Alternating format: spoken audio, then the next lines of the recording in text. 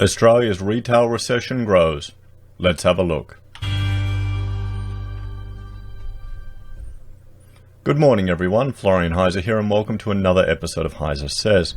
I've got my morning stein of coffee and I thought before I got into it I'd have a look at this article and just share some anecdotes with you regarding the retail situation in Australia. Now let's have a look at David Jones' value cut by another 437 million as the Australian retail recession hits hard. Okay, so the retail recession, which I've spoken about before, is hitting hard. That's nearly equal to the outstanding loans of developers that are going under. But no, everything's fine, guys. I don't know where people are not seeing that the economy's in trouble. I guess they just have to do the confidence talk and keep it all moving. So struggling department store chain David Jones' value has been slashed by 437 million as its parent company declares Australia's retail sector is in recession. I don't think anyone would be surprised by that at all in the slightest. The food and clothing group Woolworths Holding bought the prestigious network of stores in 2014 for $2.1 billion as part of Chief Executive Ian Moore's plan to turn the company into a leading Southern Hemisphere retailer. Wonder how he's going with that. Probably not very well. He's lost 25%, pretty much. But the value of the beleaguered department store has shrunk to 965 million. No, sorry, he's lost more than half in that time. In only 5 years. Wow. That's a terrible investment, mate. Wow. The write-down, 2014, when people knew about Amazon, they knew that existed. Why would you be buying up David Jones? It's such an old approach to retail. It's so outdated. We've done some work for fit outs inside David Jones, like sections of the shop that are for particular retailers, and that was the last time I went in there. Honestly, that and when I got given a gift voucher, and of course the gift voucher wasn't enough, so I had to spend real money, but. So, let me know. The last time we spoke about David Jones was when they cut 120 people, and people were saying they'd never even been in one in years. So think, in 2014, why would you put $2.1 billion buying that in hopes of making it the leading Southern Hemisphere retailer? It just seems quite short-sighted. But then again, hindsight is fantastic.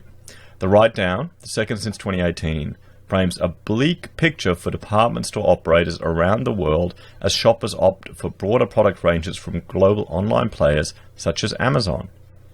In response to the changing trends, David Jones beefed up its online offering, cutting costs and store space and refurbishing its Elizabeth Street flagship store in Sydney that will introduce exclusive brands in clothing, footwear and lingerie. Will that make a difference? Will that make a difference when people can go to Amazon? Oh, and on a completely unrelated topic, my Amazon affiliate link is down below. There you go. A little tiny YouTube channel can make money just having a link to Amazon. So why do they think that, this is going to work? I don't understand. But the cost-cutting endeavours have been hampered by a slowing Australian economy as property prices fell and consumer spending stalled. Well, yes, we've now got the lowest interest rates ever. We have property price going down. Consumer confidence is going down. It's falling. And it's just going to get worse. It really is. Look, GDP growth last time I looked at it is trending down. It's all, not really filling us with confidence. So people aren't going to rush to it. Woolworths Holdings said it would book an impairment of 437 million against David Jones, reducing the valuation of the department chain to about 965 million. The write-down reflects sustained and unprecedented economic pressures and structural changes in the Australian market. The retail sector in Australia is currently in recession, and the Australian economy has slowed to its weakest level since the global financial crisis in 2009. So what are they going to do to combat that? Are they going to let us hit a recession and the market adjust? I think they'll throw everything they can to keep the bubble going. The retailer said a strategic review of the David Jones store portfolio also identified stores with onerous leases, resulting in an additional provision of $22.4 million. In 2018, Woolworths booked a non-cash impairment charge of $712 million against the value of David Jones due to the same reasons. David Jones is downsizing its Sydney flagship store from 2 sites spread over 17 floors into 1 site with 11 floors and a foodie mezzanine, closing its Market Street branching and squeezing it into the Elizabeth Street premises. Natural light will stream in from huge windows on an area the company has dubbed Shoe Heaven. Shoe Heaven. Above the shoes, in an area which was once offices for execs, will be a mezzanine with a champagne bar boasting commanding views over Hyde Park. But this transformation is costing David Jones. Well, yeah, they seem to be doing the same thing a whole lot of retailers are doing. They're pouring money, lots of money into their fit-outs, and they want to create it as a destination, as an experience. You've got the Robina down the Gold Coast. They've poured a fortune into it. You've got Pacific Fair. You've got every single retailer is having to revamp and to attract shoppers into it, because they're now competing with online, much more convenient. You can click, click, click, boom, get it mailed to you, and you got it the next day. We don't even have this. It's not happened like in the UK. They're a tiny country, and people can order stuff and get it the same day from Amazon. So, I mean, come on. When you have to drive around, when I go driving shopping, the hardest thing is finding a car park. That alone, and now with all the kids we have, it's an adventure, and they love it, and I do it for that. But online would be much more convenient. Operationally, our strategic initiatives position David Jones for the retail environment of the future, a Woolworths spokesman said. We'll see. We'll see. I think you're really behind the 8 ball there. You're catching up. The other people have been doing this already for years, and there have been lots of companies that have been trying to be innovative. I know when we worked with Lorna Jane, they were putting cafes into their clothing shops. So they had the yoga studio, they had the clothing, sports activewear, and then they had the little cafe all in the one thing, and the one tiny tendency to leverage.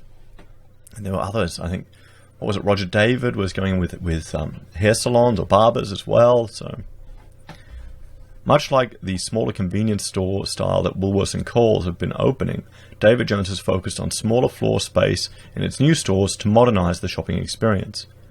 The miniature department store at Sydney's Barangaroo, opened in late 2016, was the first of this fleet, with the South African-owned chain preferencing a layout of 1,400 square metres over 2 floors, 1/10 the size of the chain's average department store. This model allows both David Jones and Myer to offer a more curated range of products to suit a local demographic rather than trying to meet the needs of a broader market, QUT retail expert Gary Mortimer told news.com.au. DGC advisory retail analyst Jeff Dart said earlier this year downsizing and modifying the brands in its stores to increase profit margins wouldn't work because younger consumers didn't see any relevance in the brand. Yep. Which is why profits have been declining every year for 15 to 16 years. Revenue is not growing, and that can only get worse, he said. It's a brand issue. It's like Coca-Cola trying to say they're healthy. Yeah, I think that's an interesting take on it. And let's have a look at some data. Let's look at some data. Now here we've got the Australian Performance Services Index. And I have to look over here because it's on that screen. The ARG, Australian Performance of Services Index, plunged 8.3 points from the previous month to 43.9 in July 2019, pointing to the steepest month of contraction in the service sector since November 2014. All 5 activity indexes in the Australian PSI were negative in July. Sales, employment, new orders, supply deliveries, finished stocks. Services PMI in Australia averaged 50.19 index points from 2003 to 2019, reaching an all-time high of 63, and in June 2018 a record low of 32.5. So we can all imagine, and we can all appreciate, that this would flow on to retail spending. What are people going to spend if everything else is dropping? Let's look at retail sales month on month. So retail sales in Australia increased by 0.4% month over month in June 2019, accelerating from a 0.1% 0.8% rise in the previous month and beating market expectations of 0.3.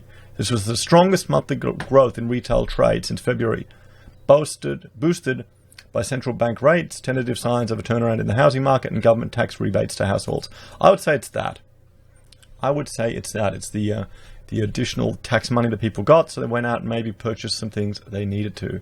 I bet you it will be a blip. I can't even bloody well speak English. But there was a rise in 5 of the 6 industries, including clothing, footwear, and personal accessories, retailing, 2% versus 0.2 in May. Other retailing, 0.6 versus 0.5. Cafes, restaurants, and takeaway services. Food rate retailing, household goods. In contrast to sales at department stores. Well, there you go. What does that tell you? That tells me people are going out and buying the little luxuries. Isn't that what happens in a recession? When times get tough, people start buying lipstick and other little luxuries. So I thought we'd look at probably something a bit more anecdotal, just because with regards to seeing shops closing everywhere. And I mean, I'll zoom out here. This is Yeronga, and this is where I used to have my office in the Yeronga village there. And we'll have a look down here on the street, and we'll look at 2 empty tenancies, which used to be my office there. Notice we have the nice black finish we put on there, looked really good. And now the lawyers, they're gone as well. They've gone somewhere else because they're asking for a lot of additional rent in the space. But there's 2 tenancies here which are gone. Having this space out here was actually really useful for functions and events. We had about 120 people out here and just had 2 security guards. I'll show you the photos of that one other time.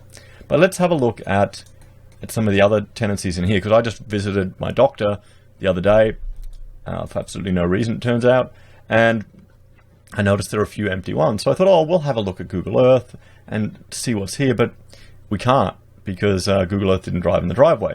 So I thought, wait a minute, I'll show you something else, something a bit different. And this is a point cloud. This is because I've got a point cloud scanning business, and it's a pretty dirty cloud. I need to clean it up, but for what we needed it for, it was fine.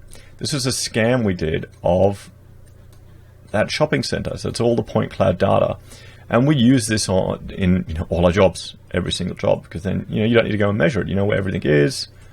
Here we go. Can we see these little guys popping out here? That was overflows we had to install because the original ones were insufficient, and the box gutter at the parapet, or the parapet gutter there at the eave, backed up, flowed in, and wetted all the buildings.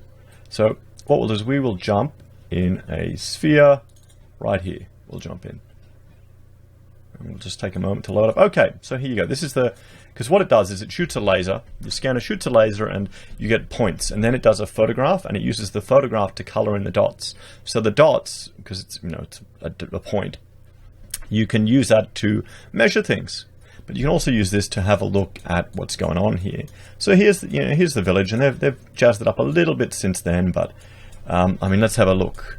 Now that empty shop, that's now full, which is good because the pharmacist expanded and the doctor expanded to take it up. But the pharmacist has changed hands. But we'll have a look at some other empty shops. Mary's, they're gone. The sushi's still there. The cafe is gone. The pet shop is gone. The 2 other retailers at the other end are gone. So, and this is just a small little suburban area. Here we go. You can see I did a black and white shot. Great bakery there. Really good. Best burgers in Yeronga, guys, if you want to get it. And you can see here. There we go. Oh. There's a guy standing there. He didn't quite know what the equipment is. That's the problem when you're scanning with a scanner. That's some of the issues. But here, in a small retail precinct, they've lost, 2 long-term tenants down here, 2 other ones there, 1 changed hands there, another one gone there. And then if you go further up the street, you can see places that have been empty for years. So, anecdotally, I would argue that, I've got some little experience just where I was renting, that they're running out of tenancies. Maybe you could share some of your stories in the comments. Just, is your local Mainstreet, are there more and more empty shops? Because these centers here, these type of centers, they change hands, for millions. There's good money in these little retail ones. They buy it, they lock you into a lease, and they use that to increase the value of the property. That's what they do with it.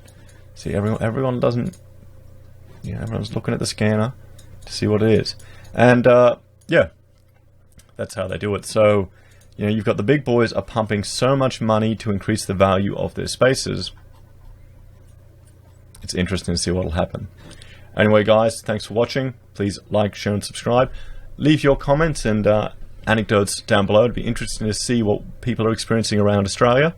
And I will see you all later today. Take care.